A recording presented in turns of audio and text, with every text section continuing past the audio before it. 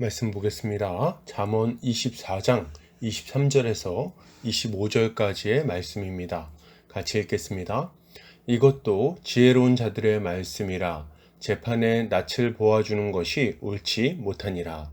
악인에게 내가 옳다 하는 자는 백성에게 저주를 받을 것이요 국민에게 미움을 받으려니와 오직 그를 견책하는 자는 기쁨을 얻을 것이요 또 좋은 복을 받으리라. 아멘. 잠언 24장 23절에서 25절까지 재판할 때 낯을 보아주지 마라 라는 제목으로 말씀 보도록 하겠습니다.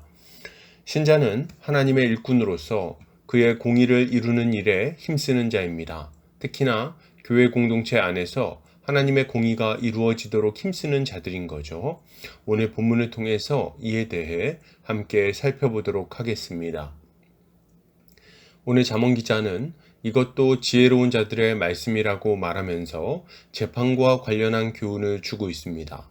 지혜로운 자들의 말씀이라는 언급 이후에 곧바로 재판에 대한 이야기를 시작하는 것은 그 자체로 의미가 있습니다.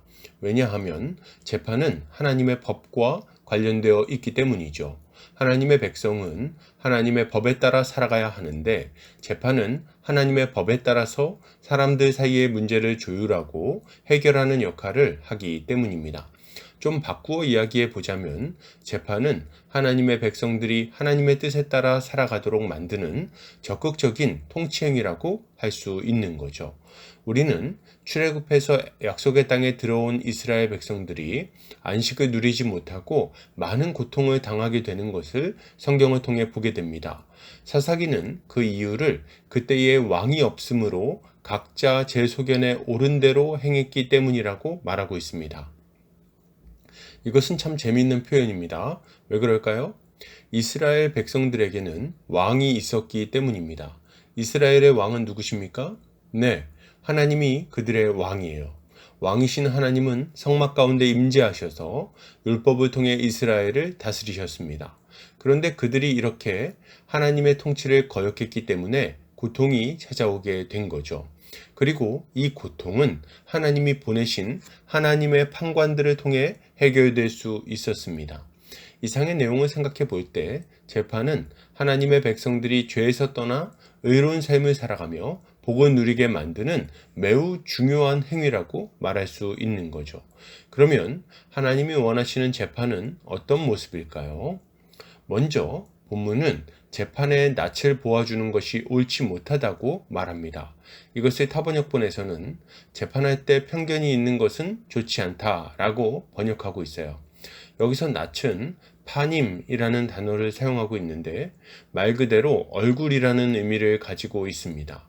그리고 보아주다는 나카르라는 단어를 사용하는데 주의하다, 주목하다, 분별하다 등의 의미를 가지고 있어요. 그러니까 정리해 보자면 재판을 할 때 그 사람이 누구인지를 살펴본 이후에 어떤 판결을 내릴지를 결정하는 것은 옳지 못한 일이라고 말하는 것입니다. 무슨 말입니까? 판결을 할 때 편견이나 선입견 없이 증거와 증인을 통해서 공정하게 판결을 내려야 공의로운 재판이라고 할 수 있는데 사람에 따라서 얼굴을 보고 옳고 그르다를 판단하면 안 된다는 말을 하고 있는 거예요. 이것은 신자가 어떤 일의 옳고 그름을 판단할 때 사람에 따라 불공정하게 해서는 안 된다는 말을 하고 있는 것입니다. 나랑 친하다고 해서 무조건적으로 어떤 사람을 옳다고 말하거나 나와 사이가 안 좋다고 해서 무조건 잘못했다고 비난하고 하는 것은 선하지 못할 뿐 아니라 악한 일이라고 말하는 것입니다. 이에 대해 어떤 사람들은 이렇게 말할 거예요. 야, 내가 얘 잘 아는데 얘는 그럴 애 아니야. 얘 착해. 야, 볼 것도 없어. 딱 봐도 쟤가 문제지. 니네도 알잖아, 쟤 어떤 앤지. 예, 무슨 말인지는 알겠습니다. 한 사람은 전에 좋은 모습을 보여왔고 또 다른 한 사람은 좋지 못한 모습을 보여왔을 수 있겠습니다. 그런데 그렇다고 해서 제대로 이야기를 들어보기도 전에 옳고 그름을 말하는 것이 과연 정당한 일이겠습니까? 그것이 옳은 일일까요? 당연히 아니죠. 우리는 사람이 다 죄인이라는 것을 압니다. 이제까지 옳은 일을 하고 잘 살아왔다고 해도 어느 순간 넘어지고 실수하고 잘못할 수 있는 거예요. 그런데 이런 것을 다 무시하고 이제까지 잘해왔으니까 이번에도 문제가 없을 것이라고 판단하는 것은 얼마나 성급하고 어리석은 일입니까? 마찬가지로 어떤 사람이 이제까지 실수도 많이 하고 잘못도 많이 했을 수 있겠지만 이번에도 똑같이 잘못했다는 법이 있습니까? 그렇지 않아요. 이제까지는 가해자였을 수 있지만 이번에는 피해자일 수도 있는 것입니다. 그러니 옳고 그름을 판단할 때는 성급하게 판단할 것이 아니라 충분한 시간을 들여서 신중하게 판단해야 잘못된 판단으로 인한 억울한 일을 당하는 사람이 생기지 않을 수 있는 것입니다. 이어서 본문은 악인에게 내가 옳다 하는 자는 백성에게 저주를 받을 것이고 국민에게 미움을 받을 것이라고 말합니다. 이것을 타번역본에서는 죄인에게 의롭다고 하는 사람은 누구든지 사람들의 저주를 받고 민족들의 비난을 받게 된다라고 번역하고 있습니다. 당연한 말이죠. 하나님을 대신하여 옳고 그름을 판단함으로 악을 억제하고 선을 장려해야 될 재판관이 선입견에 사로잡혀서 잘못된 판단을 내린다면 그 자체로 하나님의 진노를 살 만한 일인 것입니다. 또한 이것은 공동체 전체의 피해를 가져오는 일이기에 그로 인한 책임을 지는 것이 매우 당연한 거예요. 이것은 신자가 신중하지 못하게 옳고 그름을 판단하고 말했을 때는 반드시 그 대가를 지불하게 된다는 경고라고 볼 수 있습니다. 우리는 공동체 안에서 형제의 잘못에 대해서 견책해야 될 순간들이 있습니다. 죄를 지은 일이나 잘못된 일에 대해서 분명히 책망하고 돌이키도록 권면해야 할 때가 있다는 거죠. 그런데 분명히 잘못한 것을 알았음에도 불구하고 나와의 친분을 이유로 그것을 책망하지 않는다면 그러면 어떻게 되겠습니까? 혹은 누군가 그것을 지적하고 있는데 은근히 편에 들면서 잘못한 일을 숨겨준다면 그러면 어떻게 되겠냐는 거예요. 그 순간에는 상대방이 고마워할 수도 있고 민망하고 속상한 일이 생기지 않을 수도 있습니다. 공동체에도 시끄러운 일이 생기지 않을 수 있겠죠. 그러나 여러분, 이렇게 넘어간 일은 결코 그냥 끝나지 않는다는 것을 우리는 알아야 됩니다. 동일한 문제가 또다시 생기게 될 것이고 그 문제는 더욱 심각하게 공동체를 고통스럽게 만들 거예요.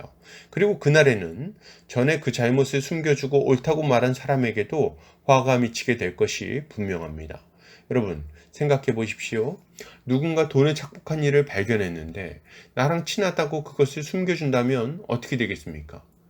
누군가 성범죄를 저지른 것을 고발했는데 시끄러운 일이 생길까봐 그것을 적당히 덮어버린다면 그러면 어떻게 되겠어요? 그 일들이 그냥 아무렇지도 않게 끝나겠습니까?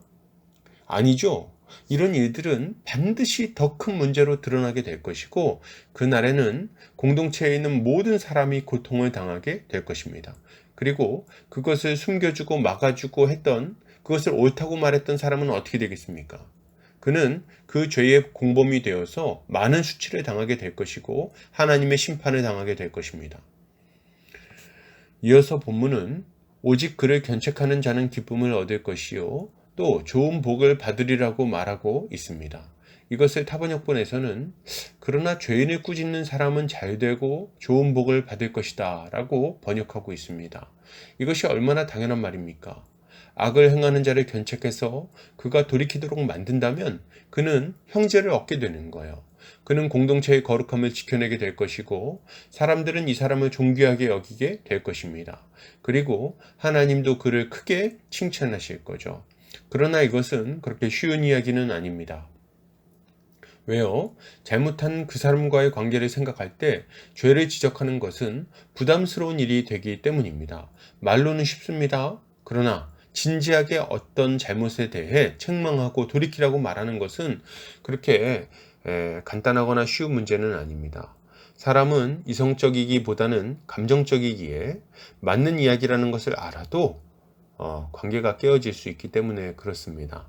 물론 이야기할 때 우리는 좀 지혜롭게 이야기할 필요가 있습니다. 절차에 따라서 신중하게 이야기해야 되기도 하겠죠. 그러나 그리고 오해가 있거나 억울한 누명을 쓴 경우도 있으니까 단정적으로 막 넌 이거 잘못했잖아 말하기보다는 조심스럽게 말을 꺼내야 하는 것이 맞습니다. 그러나 이러저러한 경우의 수를 계산하면서 한 발 뒤로 빼는 것은 잘못된 일이에요. 이거는 뭐 내가 좀 오해한 게 아닐까? 이거는 뭐 저런 문제가 있어서 그런 거 아닐까? 이해하려고 하는 것은 좋지만 그냥 적당히 넘어가려고 하는 것은 옳지 않습니다. 상대방의 영혼을 생각하고 공동체의 안전을 생각할 때 잘못된 일에 대해 견책하여 악에서 떠나게 만드는 일은 반드시 해야 하는 일이기 때문입니다. 그러므로 여러분, 이것을 생각할 때 우리는 어떤 모습을 가져야 하겠습니까? 우리는 편견을 가지고 옳고 그름을 판단하지 않아야 되겠습니다. 나와의 관계를 생각해서 옳다 그르다를 말하지 않아야 돼요. 이것은 하나님 보시기에 악한 일입니다. 억울한 사람이 나오지 않도록 조심해야 되겠지만 잘못한 일이 있다면 적당히 넘어가지 않아야 됩니다. 죄가 있는데도 불구하고 옳다고 말해준다면 그것은 형제를 죽이는 일이요, 공동체를 파괴하는 일인 것입니다. 여러분, 우리가 죄에 대해서 견책할 때 상대방이 이렇게 말할 수 있어요. 야, 너 나를 어떻게 보고, 응? 진짜 실망이다. 이런 말을 들을 때 우리는 괜히 말했나 싶은 생각이 들기도 하고 실수했나 싶어서 위축되기도 합니다. 그러나 그럼에도 불구하고 그냥 넘어갈 수는 없습니다. 우리는 정확하게 물어봐야 돼요. 야, 오해라면 미안해. 나도 아닐 거라고 생각하지. 그런데 이런저런 상황이 있잖아. 그러니까 나도 좀 설명을 들어보려고 이렇게 물어보는 거야. 우리는 그냥 그런가 보다 하고 넘어가지 않아야 되겠습니다. 그리고 죄가 드러난다면 견책하여 그 죄에서 돌이키도록 해야 할 것입니다. 이것이 신자가 형제를 지키고 공동체를 세우기 위해 힘써야 할 일인 것입니다. 결론을 드립니다. 여러분, 지혜롭게 판단하여 하나님의 공의가 이루어지게 합시다. 공동체 안에 악이 자리 잡지 못하게 막아섭시다. 이렇게 할 때 주님은 우리를 칭찬하여 풍성한 복이 넘치도록 해주실 것입니다. 오늘도 주님의 지혜로 승리하는 성도님들 되시기를 주의 이름으로 축복합니다.